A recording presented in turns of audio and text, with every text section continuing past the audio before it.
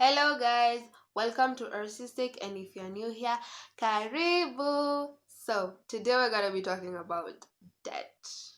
I developed a really bad relationship with money whereby I spent money I didn't have. To put some perspective to my story, that awkward period after clearing from college and waiting for your graduation. So that phase in between, I was just existing and occupying space. So I decided to break the monotony and do something adventurous, something fun, some adrenaline rush activity, niache tu kuboeka kwa nyumba. And I couldn't burden my parents with an extra expense of funding my adventures. I mean, they have enough bills to deal with, so it was a meeting, so I had to look for a way to manage it and make it happen.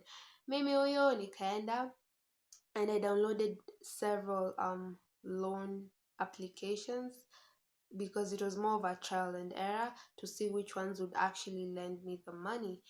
And I ended up borrowing from several loan applications because my loan limit wasn't that high and I needed to gather enough money to be able to fund my shenanigans.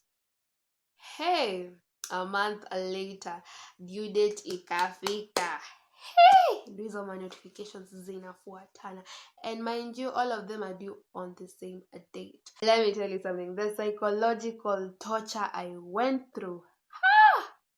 Wacha tu, every second they're sending me a message to actually pay up the loan. They applied ridiculous rollover fees, and every hour there's an agent from those money lending apps calling me to say ebu lipa hiyo loan ama tunapigia neighbor yako akusaidie kulipa. By the way, we are not joking around.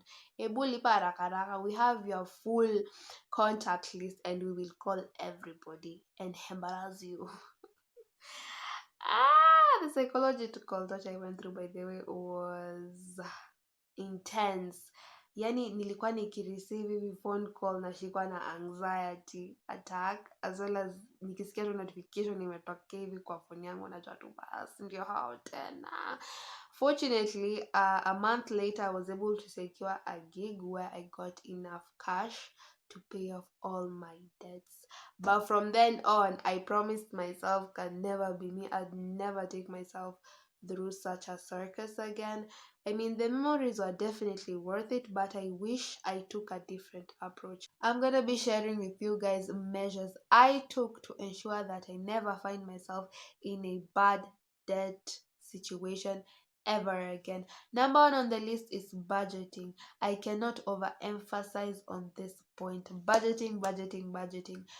It enables you to track your expenses, and you'd be surprised on how much extra cash you're left with, which you can put into some good use, such as saving or debt repayment if you're in debt. Number two on the list is saving. Such a simple task, yet so hard to do.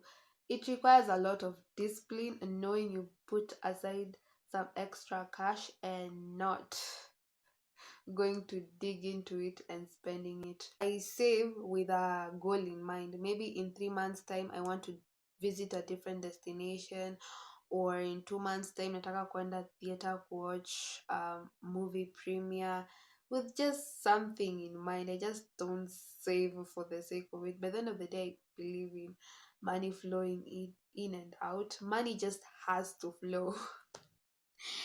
I don't know, I don't take it from you because it's not professional advice, but at where I'm at right now, I just believe money needs to flow. So I save with a target in mind. Maybe hizi zangu ni more of short term goals. Maybe wewe uko na long term goals kama kununua shamba, kununua gari, maybe saving towards building your mama a house, kulipa ka black tax kidogo. So we definitely have different targets in mind, but I just don't believe in saving and letting money just stay there.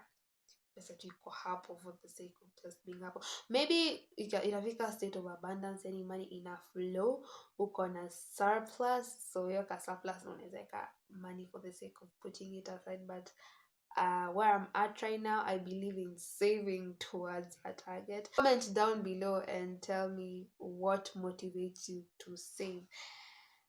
Number three, you can create an extra source of income. Create an extra source of income. So, by the way, that can work for you, because if you are sure of the business and everything works in your favor, but a bad debt in a business is where your business yako ina come crashing down and you have no means whatsoever to pay it back. So in business, you have to be very strategic and sure of what you're getting yourself into. The best advice I've had over time is, do not get into a business you do not understand, because hapo itakuwa tricky, itakupeleka mbio.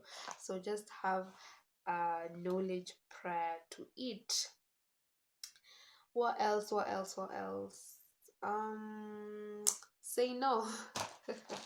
Ukitwa your branch by then, si lazima uende. You can simply say no. Finally, if you're currently in debt, you can develop the debt repayment strategy. To better explain it, I've left a link down below in the description box, whereby a financial consultant breaks down the various debt repayment strategies available, and you can check which one works for you and start your journey to a debt-free life, whereby there is no more psychological torture from those mobile loan agents bombarding you with texts and calling you each and every hour kukukumbusha unalipa loan lini. Pia una reduce stress by budgeting. Unajua rent imelipwa on time, uko na chakula kwa nyumba. You just put your basics as a priority and you've saved enough kwenda kupiga sherehe na enjoyment kidogo huku nje. So at the end of the day, hakuna stress ya vitu ndogo ndogo. Pia you're able to increase productivity, because by the end of the day, you're working to finance your goals. It's no longer about the loan, it's about you, and the focus is primarily on you, and then it's easier to save. And finally, una attain a little bit of financial freedom, whereby ukona control over your day-to-day and monthly finances. I mean, how awesome is that?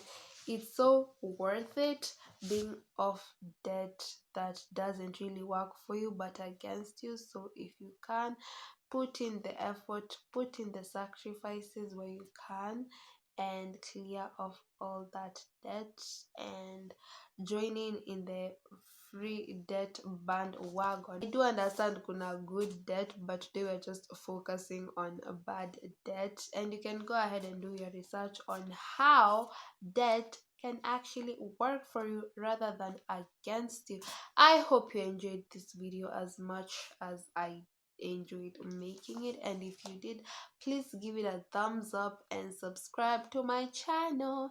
I'd really appreciate it, and you can join in the conversation and share your insights or how you attained a debt-free life down below in the comment section. I'd really love to hear from you, and bye. See you on my next video. Subscribe.